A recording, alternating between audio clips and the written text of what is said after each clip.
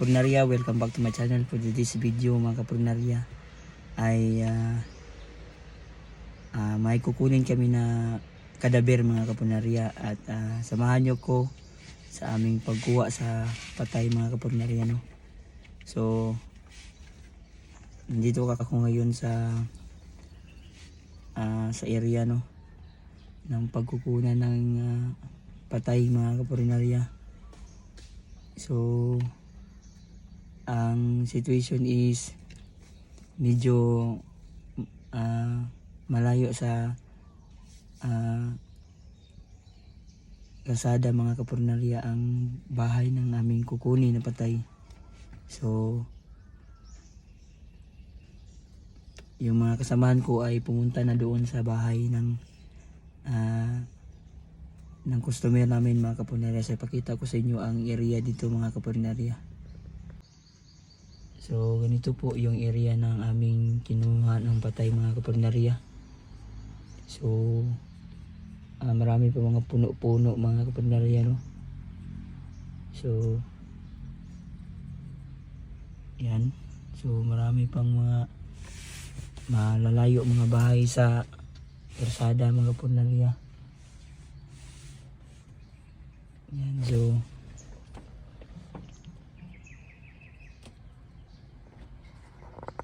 yan. So yung kung nakita nyo mga kapurnarya,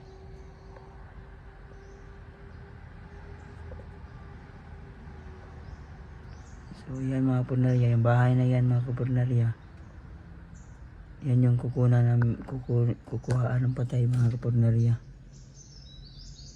So dito lang ako malapit kasi hindi ako makapunta doon kasi mayroong maraming mga puno at saka ang daan po ay masukal na po yung daan mga kapurnarya.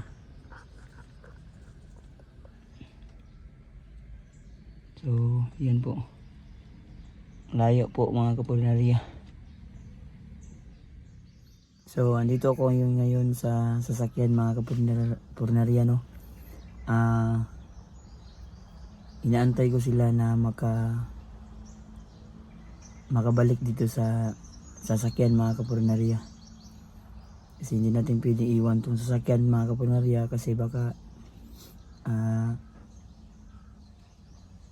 may mangyaring hindi maganda. So mabuti nang dito tayo sa maghintay sa sasakyan. Babantayan natin sasakyan mga kapurnarya.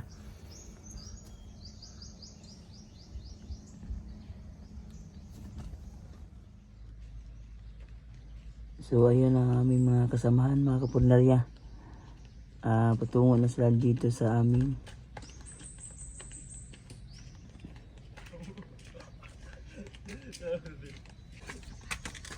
guys.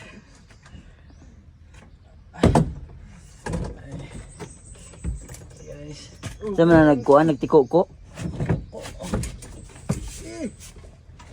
Tikuang na? Tikuang na yun, 66 yun.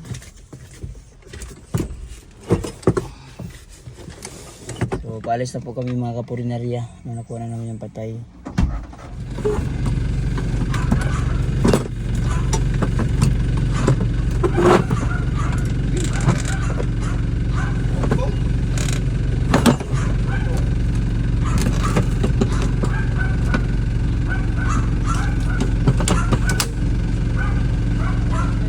So ayan mga kapurnarya, nakarating na kami sa funeral. At yun binaba na ng aming kasamahan yung patay mga kapurnarya. So ayan na mga kapurnarya, pinasok na ng aming kasamahan sa morgue ang kabaong. So yan po yung lalagyan ng kabaong mga kapurnarya. So ayan mga kapurnarya, no, napasok na namin sa kabaong ang kadaber mga kapurnarya. At ang problema kanina ay nahirapan kami ipasok siya sa kabaong kasi yung tuhod niya ay nakatikuko mga kapurnarya. So hindi namin siya maunat kasi sa buhay pa siya ay ganun na talaga yung forma ng kanyang mga paa, mga kapunarya.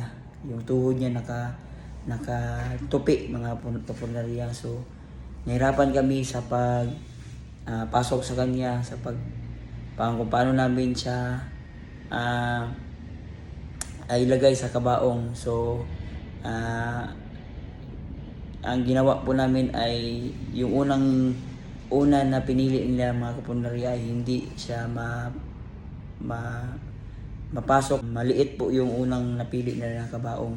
So naghanap po kami ng kabaong na medyo mas komportable yung kadabir, mga kapunarya. So yun, na-desisyonan ng pamilya na mag-iba na lang ng casket na kayang ipasok ang kanilang kadabir, kasi tumutukod po yung tuhod niya sa kabaong, mga kapunarya, kasi nakabaluktot po siya, mga kapunarya. So yun na, mga kapunarya.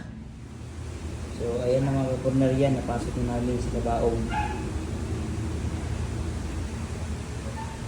Kasya na po siya, mga kapunarya. So ayun, mga kapunarya, no, natapos na natin na ihatid sa kanilang bahay ang kadabir. So yun nga, medyo nahirapan kami kasi yung paa niya is baluktot, no. So nahirapan kami paano namin ipasok sa kabaong, pero sa awa ng Diyos ay napasok rin, at saka na plaster din sa loob, mga kapunarya. So ayun lang, mga kapunarya, no. So dito ko lang tatapusin ang vlog na ito. At kung hindi ka pa nakasubscribe sa ating channel, please like and share and subscribe our YouTube channel, Kapurinaria. And then meron din sa Facebook, Kapurinaria pa rin. So salamat sa inyong suporta, mga Kapurinaria, no? Salamat sa iyong walang sawang panonood ng ating mga videos. And huwag po natin kalimutan na tayo po ay mahal ng Panginoon. So see you in the next vlog, mga Kapurinaria. Peace out.